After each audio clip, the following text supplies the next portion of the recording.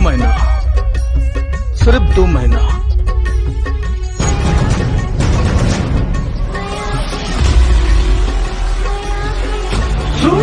क्या करना है, कैसे करना है, ये सोचे कि काम तुम्हारे दोनों जन के है।